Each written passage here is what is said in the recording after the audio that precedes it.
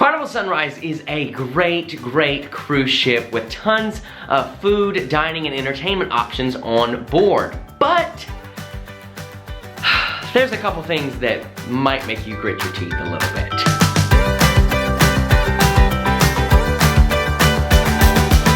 What's up guys, Josh Holcomb back again today to share with you 5 things that I did not care for, I did not like on board the Carnival Sunrise. Now if you're brand new here and you like cruise news, you like cruise tips, cruise reviews, and most importantly, cruise vlogs.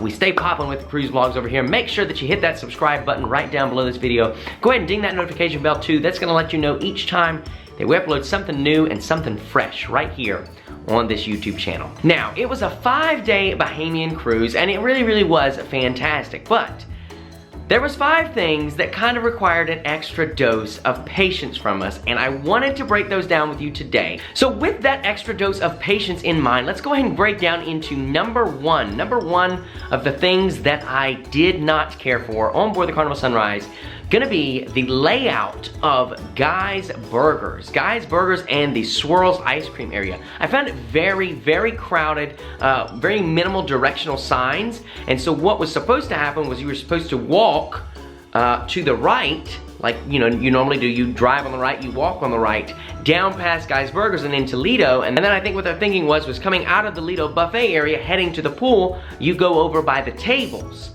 But that's not what happened. It was a very narrow area and you had 2 people trying to pass like this, and it just made for a big jumbled up mess. So I do think that they need some better direction signs there since it is so tight. You know, the Carnival Sunrise was once the Carnival Triumph, and I don't think it was built for all of these additions in mind, these new and amazing and exciting restaurants. And don't get me wrong, I love a good Guy's Burger just as much as the next person, but if you can't get your Guy's Burger and it's too hard to get it and you're dumping your food everywhere, more than likely I'm gonna choose somewhere else to eat that doesn't involve all of that hassle. So I think that we need to come up with some better directional signs of, telling people, hey, you go this way to go to Lido Buffet, you go this way to go to the pool area. And I think that'll kind of free up that space a whole lot better and make it a little less crowded and a little less crazy. Keeping with the theming of food, for number 2 of the things that I did not like about the Carnival Sunrise would be the limited availability for the tacos and the Guy's Pig and Anchor in particular. They were available on our boarding day and then the last sea day until like 2:30 I think, and that was it, from like 12 to 2:30. Not a whole lot of time to get your burger or your taco in, and so it left you kind of picking and choosing which one did you want to do.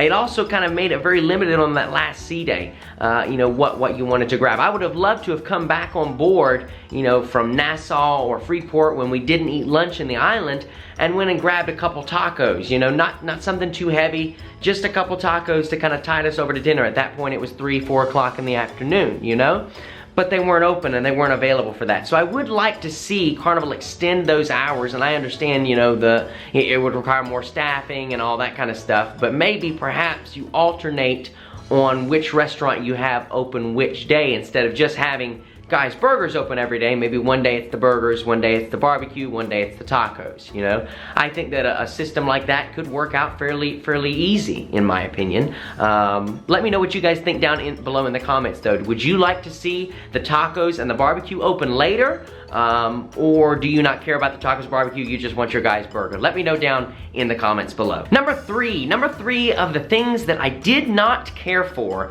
on board the Carnival Sunrise would be the Limelight Lounge layout. Gosh, this seems like a recurring issue for many people across many Carnival ships, and actually not even Carnival ships, just cruise ships in general. The Comedy Club, why is it so small? Why? Why do you do this, cruise lines? You know that we want to go to your comedy shows. Why do you make your comedy club so incredibly small? And on the Sunrise, they took it a step further. They had these TV screens that you can watch, and it's like this on other ships too, but this one, where you watch the TV screens, the seat and the TV screen were separated by the main walkway to get in and out of the lounge. So the whole time that you're sitting there trying to watch your comedy show on this TV screen, you have people walking in front of you, back, forth, back, forth, back, forth, and then they see the TV screen, it's dark in there, don't see you sitting down, and stop and stand right in front of you and start watching the comedy club on the TV screen. So I just found it a big jumbled, clustered mess. I really think there has got to be a better system, a better way for doing this. You know, the hallway leading into the comedy club was extremely long. I feel like we could take some of that hallway out and just make the comedy club a little bit bigger. Surely there's got to be a simpler answer than having people watch your comedy show on a TV screen on the other side of your main walkway into the club. I just think that whole layout could be reworked a little better. It's very similar on the Sunshine, the Sunrise's sister, and I don't really care for it on either ship. I really did appreciate, though, when they would move the comedy into the main liquid lounge late at night. I really did appreciate that, and it was always packed out. Every time I've seen them do that, it's always been packed out. So I appreciate that Carnival's doing that, and I know other cruise lines are considering doing that. And I just think they need to do that going forward. You know, the comedy club is too small. We gotta fix it. Number four of the things that I did not care for on my recent cruise on the Carnival Sunrise is gonna be the noise levels. The noise levels of the promenade area. Now, I did like the openness of the promenade area, but you have the main promenade lounge area, stage. It's where the show band plays in the evenings, right? You have that area.